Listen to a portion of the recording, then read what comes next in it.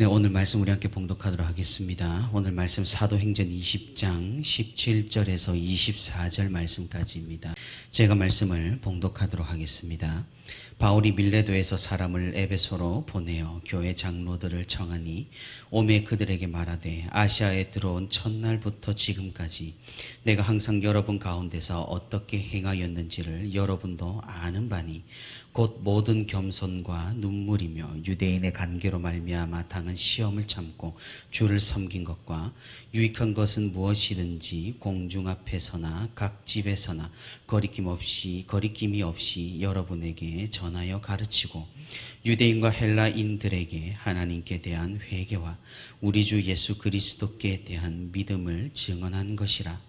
보라, 이제 나는 성령에 매여 예루살렘으로 가는데 거기서 무슨 일을 당할는지 알지 못하노라. 오직 성령이 각 성에서 내게 증언하여 결박과 환난이 나를 기다린다 하시나 내가 달려갈 길과 주 예수께 받은 사명 곧 하나님의 은혜의 복음을 증언하는 일을 마치려 하면은 나의 생명조차 조금도 귀한 것으로 여기지 아니하노라. 아멘. 네, 오늘도 이렇게 새벽에 하나님과 동행하기 위해 이렇게 새벽 기도의 자리에 나온 우리 모든 성도 여러분 진심으로 환영하고 또 축복합니다. 오늘도 우리 함께 말씀을 듣는 가운데 그리고 말씀을 붙들고 기도하는 가운데 하나님의 크신 은혜와 위로가 풍성히 있기를 주님의 이름으로 축원하고 소망합니다. 최근 들어서 우리나라 사람들의 눈높이가 매우 비정상적으로 높아지고 있음을 우리는 좀 분명하게 느낄 수가 있습니다. 예전에는 명품에 그렇게 관심이 많이 없었던 젊은 사람들이 이제는 불이 나게 명품을 찾고 또 명품을 두르고 다닙니다. 결혼을 하더라도 집이 있어야 결혼 상대로 봐줄만 하다고들 이야기를 합니다. 인서울에 있는 대학 그리고 대기업 직장이 아니라면은 어디를 졸업했고 어디를 다닌다고 말하는 것이 이제는 두려울 정도로 야박한 평가를 받는 그런 시대가 되었습니다. 사랑하는 성도 여러분, 한번 생각을 해보시기를 바랍니다. 결혼 적령기의 사람 중에 집을 소유한 사람이 몇 퍼센트나 되겠습니까? 서울의 중상위권 대학을 졸업하려면 성적이 몇 퍼센트가 되어야 하겠습니까? 우리 사회는 평균이라는 단어를 잃어버린 지가 오래인 것 같습니다. 사람들이 생각하는 평균이 이미 평균이 아니게 되어버린 것이죠. 서울의 중상위권 대학을 졸업을 하고 집을 한 채 가지고 있고 금융자산이 그래도 억대를 가지고 있고 누구나 알만한 그런 기업에 다닌다면 그것이 평균인가요? 그렇지 않습니다. 이렇게 평균은 그보다 훨씬 평범합니다. 이렇게 사람들은 평가를 해버리고 판단을 해버리고 가치를 결정지어 버립니다. 그 사람이 가진 것으로 말입니다. 그리고 이런 판단의 기준은 세상뿐만 아니라 안타깝지만은 교회에서도 마찬가지입니다. 야고보는 교회들에게 보내는 서신에서 아주 강력하게 말했습니다. 가난한 자들이 교회에 오지 못하는 것이 말이 되는가? 부자들이 자신의 부를 뽐내면서 자랑하면서 교회에 잘 보이는 자리를 차지하고 있는 것이 정말 하나님의 방법인가? 라고 말입니다. 어느새부턴가 한국 교회가 그러합니다. 잘 살지 못하면 교회라는 공동체가 무시하기 시작합니다.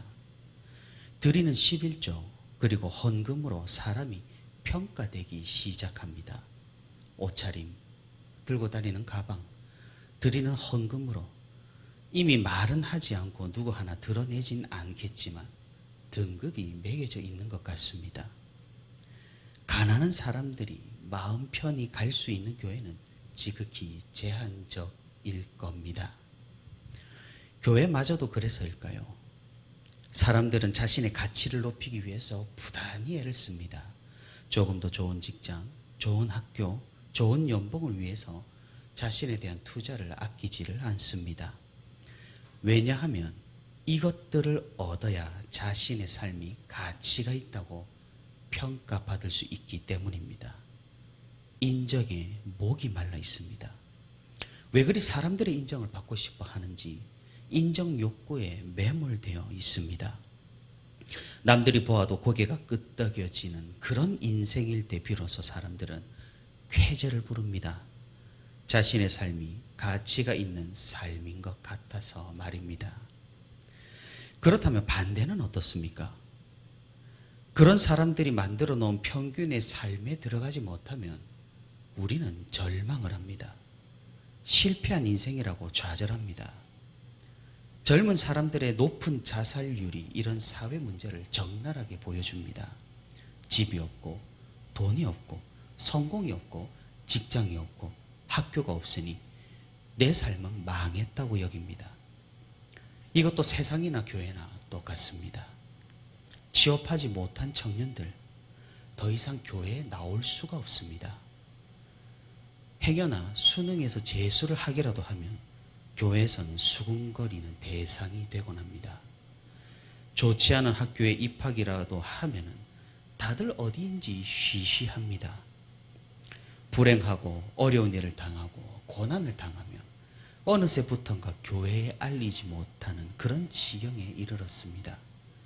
사람들이 내 삶이 가치가 없다고 평가해버리기 때문입니다. 사랑하는 성도 여러분, 우리가 이런 사회, 이런 한국 교회에서 살아가고 있습니다. 여러분은 이따금씩 숨이 막히지는 않으신가요? 나는 상황이 조금은 나으니 다른 사람의 상황을 모른 채 할 수가 있는가요? 그래도 우리 교회는 아주 좋은 교회임을 저는 자부를 합니다. 지역의 사람들이 어떤 사람이라고 할지라도 자유롭게 찾아올 수 있는 교회이기 때문입니다. 어려운 사람도 아무 부담 없이 찾아올 수 있는 그런 교회이기 때문입니다. 하지만 우리 가운데에서도 이런 사람의 가치를 물질로 평가하는 마음이 싹이 틀 수 있다라는 사실입니다. 오늘 우리가 함께 읽은 본문은 아주 잘 알려진 본문입니다. 사도 바울이 밀레도에서 이제 이스라엘로 떠나기 전에 에베소 장로들을 초청하여서 마지막으로 말씀을 전하는 내용입니다. 본문의 설교를 누가는 아주 자세하게 기록을 하고 있습니다. 누가는 바울이 했던 설교들을 아주 다양하게 기록하고 있습니다. 유대인을 향한 복음적인 설교, 이방인을 향한 설교, 철학자들을 향한 설교 등등 적재적소에서 바울이 했던 다양한 설교를 우리에게 보여주고 있습니다. 이런 누가의 의도와 기록 목적, 하나님께서 누가를 감동시킨 이유와 동일합니다. 그것은 다양한 상황에서 바울이 어떻게 설교했는지를 통하여서 모든 상황에서의 복음이 전파될 수 있도록 어떤 사람들에게도 복음이 전해질 수 있다는 것을 보여주시기 위함일 겁니다. 그리고 오늘 본문의 설교는 아마 우리 그리스도인 성도에게 주시는 하나님의 말씀입니다.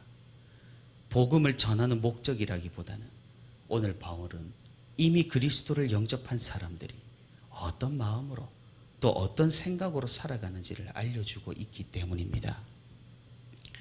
저는 이 바울의 설교 본문을 가지고 한 설교를 참으로 많이 들어왔습니다. 특히 오늘 24절의 말씀을 신학대학원에 다닐 때부터 많이 들었던 그런 말씀입니다. 내가 달려갈 길과 주 예수께 받은 사명 곧 하나님의 은혜의 복음을 증언하는 일을 마치려 하면 나의 생명조차 조금도 귀한 것으로 여기지 아니하노라. 많은 어르신들과 많은 선배들이 이 바울의 설교를 설교하면서 생명까지 바쳐야 진정한 목회자라고들 하셨습니다. 저는 그때마다 그 설교를 들을 때마다 참으로 많이도 부담이 되었습니다. 그리고 저는 생각을 했습니다. 본인이 지키지 못할 말들을 저렇게 설교해도 되는 것인가? 사실은 설교를 해도 상관은 없습니다. 왜냐하면 설교자는 본이 되어야 하는 사람임에는 분명하지만 그렇다고 설교자가 인간을 초월할 수 없으니까 말입니다. 사도 바울도 인간이었다고 말씀하신다면 할 말이 없겠지만 사실 그렇게 따지고 본다면 불병거를 타고 하늘로 올라간 엘리야도 사람이었고 십자가에 달려 돌아가신 예수님께서도 사람이셨습니다. 설교자는 아마 이런 점 때문에 평생 자기 모순과 아이러니 가운데서 고뇌하며 살아가는가 봅니다. 사실 목회자부터 오늘 이 본문에 감동되는 사람은 드물 겁니다. 그만큼 사도 바울이라는 이 인물이 가진 무게감이 무겁고 그를 모범으로 삼기가 상당히 어렵기 때문입니다. 대체 어느 누가 바울과 같은 사명을 감당할 수 있겠습니까? 우리가 계속해서 바울의 여정을 살펴보고 있지만 그가 감당했던 사역들, 오늘 본문 18절에서 21절까지 바울 자신이 말하고 있는 선교지에서 행했던 사역들 정말 대단합니다. 우리가 대화를 할 때 자신이 스스로를 칭찬하는 것은 아주 곤란하고 어색한 분위기를 만듭니다. 하지만 오늘 바울은 어떻습니까?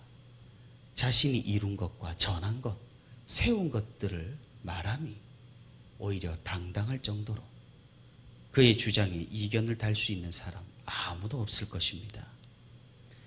우리는 여기에서 이런 설교를 들으면서 이 바울의 설교를 들으면서 어쩌면 질릴 수 있고 어쩌면 낙담할 수도 있고 어쩌면 외면할 수도 있습니다.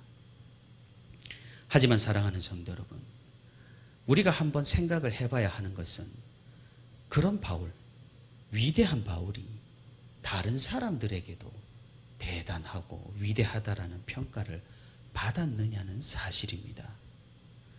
오늘 본문 23절에서 바울은 이렇게 말합니다.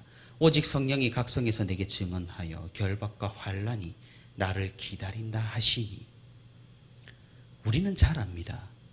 바울이 주님을 위해 무엇을 버리고 주님을 영접했는지를 말입니다. 그는 세상이 가치 있다고 하는 것들을 버리고 세상이 가치 없다고 하는 것들을 위해 살았던 사람입니다. 그는 세상이 헛수고라고 말하는 것을 위해 자신의 생명을 바쳤던 사람입니다.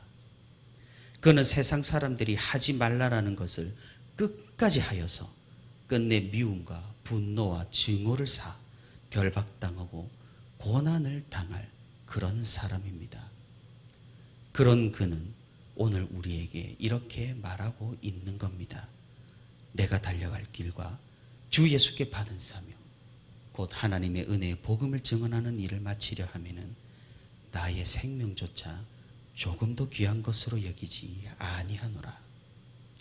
사랑하는 성도 여러분, 하나님의 일을 위해 이 세상에 어떤 것도 얻지 못한다고 할지라도 자신을 무가치한 사람이라 생각하지 않기를 바랍니다. 우리가 형식적으로 무엇에 투자하면 얼마를 받을 수 있다고 계산만 하는 그런 인생을 살지 않기를 바랍니다. 세상의 기대에 미치지 못해서 실패한 인생이라고 느끼는 것이 아니라 하나님께 받은 사명을 감당함에 있어서 가장 큰 가치를 발견하는 우리가 될 수 있기를 바랍니다. 그리고 무엇보다 다른 사람들을 그런 가치로 판단하지 않고 오직 우리가 교회로 하나 되어서 더욱 하나님 앞에 가치 있는 사명을 함께 감당하는 우리가 될 수 있기를 바랍니다. 우리 중 누구 하나도 어느 누구도 이 말씀 앞에 떳떳한 사람 없습니다. 그 말은 우리 중 누구도 이 말씀으로 다른 사람을 정죄할 수 있는 사람은 없다는 뜻이고 또한 우리 자신도 이 말씀으로 정죄당하지 않는다는 말씀입니다.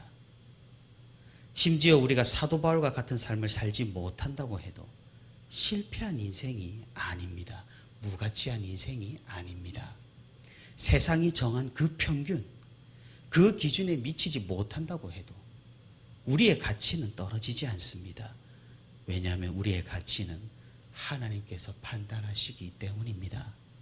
그러니 우리는 하나님께서 인정하시는 그 가치 있는 일을 하면서 사명을 감당하면서 이 세상을 살아가는 것이 더욱 중요한 것입니다. 우리가 생명을 바치며 얻고자 하는 것이 무엇입니까? 사도 바울은 무엇을 얻고자 하지 않았습니다. 그는 사명을 쫓았고 복음을 증언하는 자신의 역할을 감당하는 것, 그 자체의 가치를 두었고 그의 생명을 걸었으며 얻는 것이 아니라 하나님께 드렸던 것입니다. 우리가 교회에서 무엇을 담당하든 어떤 역할을 가지고 있든 이 마음을 품고 감당할 수 있기를 바랍니다. 교회 중심이라는 말, 세상 중심이 아니라는 말입니다. 세상에 나아가서 돈을 벌고 직업을 가지고 진학을 하고 업적을 이루는 일이 우리의 본질이 아니라는 말입니다. 우리의 본질은 바로 이곳에 있습니다. 교회에서 하는 그 사명, 이 역할, 이 봉사, 이 섬김이 우리의 참된 직업임을 우리가 기억할 수 있기를 바랍니다. 오늘도 다른 가치가 아니라 하나님 안에 가치를 두고 세상의 기준으로 남의 가치를 보는 것이 아니라 하늘의 기준으로 우리가 함께 사명을 감당하며 함께 교회를 세우고 교회 중심으로 살아가는 저와 우리 부천시민교회 모든 성도가 되기를 주님의 이름으로 소망합니다.